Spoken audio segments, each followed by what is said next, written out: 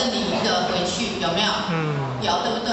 那后学想请问大家，都是什么时候在投？想到的时候还是每天在投？每天？为什么要每天？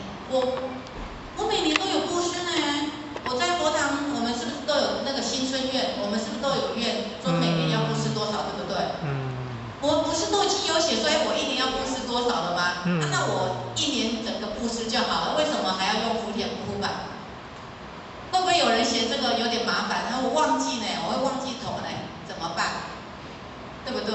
其实啊，当初崇辉领任哦，他们在办这个福田铺满的时候，后学听到的时候很感动。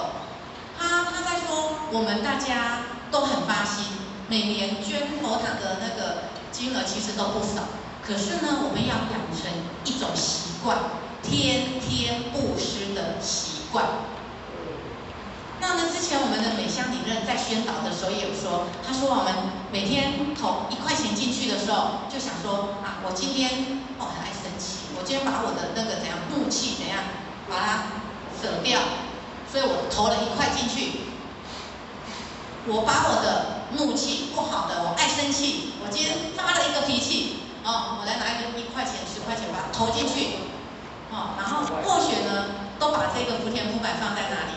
后学的店里面，不是后学的，后学女儿的甜点店，后学摆在那边。那每天呢，后学就投进去。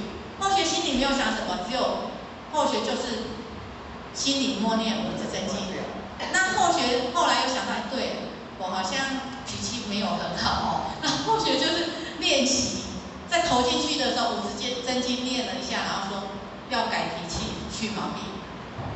要让自己的心更平静，就是说不要那么爱生气啦，不要听到一件事情不如自己的意，不如自己的时候，就觉得说那个好像有被压起来啊，脾气有被坏起来啊，不行，不可以。那后学就透过这样练习。还有呢，还有就是后学在店里，还有就是放在那边，如果客人要拿塑胶袋，现在是不是政府宣导要自备购物袋？如果客人要拿塑胶袋，我说那麻烦你投1元到福田铺满，也让他有机会怎样布施啊。所以呢，这个福田铺满是非常棒的哦。那我们祈会班的时候，我们就把它拿来，因为今天没有把那个拿上来，那我们可以怎样？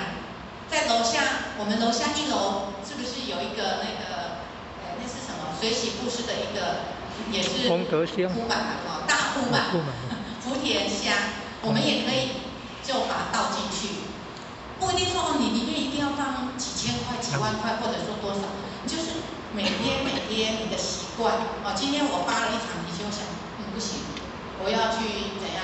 要把我的脾气改掉，我去投一下，然后每天放在你的那个床头或者自己客厅看得到的地方然后每天下班呢，也可以摸摸零钱，口袋有没有零钱，也可以把它再投进去，养成一个布施的好习惯。那其实布施不只有财施啦，像后学有一个朋友，他是在其他单位的，因为他们的单位都是大财团的、大集团的，所以曾经他们的前人有说过，说我们一般人要布施就已经很困难，为什么？因为要养家活口，要那个照顾小孩啊，要养那个妻儿，对不对？囡仔要读册，今嘛读册，囡仔读幼稚园就贵呢。从幼稚园开始就开始那个每天就为了那个生活在拼命，所以他们的前人都会跟他们慈悲说，你们就去做什么无畏施，你们就来佛堂怎样当志工。像启慧班之前是不是我们都会有钱来打扫佛堂？要不然今天怎么可以看到佛堂这么干净？那我们今天坐的椅子是谁排的？也是我们前贤抽空前一天先来佛堂排的，对不对？所以我们才有这么舒适的环境，可以在这边学习。所以呢，不一定要这个，不是说非得要财施。那如果我们今天经济能力许可，我们可以多布施。那今天我们的经济比较的没有这么的好，我们就做什么？做无畏施，我们来当志工。那像等一下班结束的时候，是不是大家都要到楼下去吃饭了？是啊。那如果说我们大家去吃饭，吃饱了，会不会有听到我们有组长啊或领导说，我们大家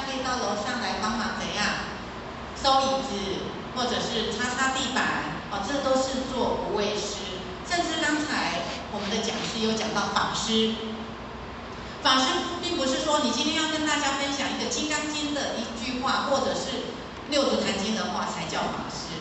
像刚才讲师讲的《菜根谭》里面有说到的，你今天说一句好话去温暖了人家，让帮助对人家有帮助的话，今天如果朋友有困难，他跟你倾诉他的苦，你说一句让他听得很温暖，对他有帮助的话，这是不是也是一个法布施？从我们嘴巴里面说出的好话，其实啊，上天都听得到。人家说秘密的力量是什么？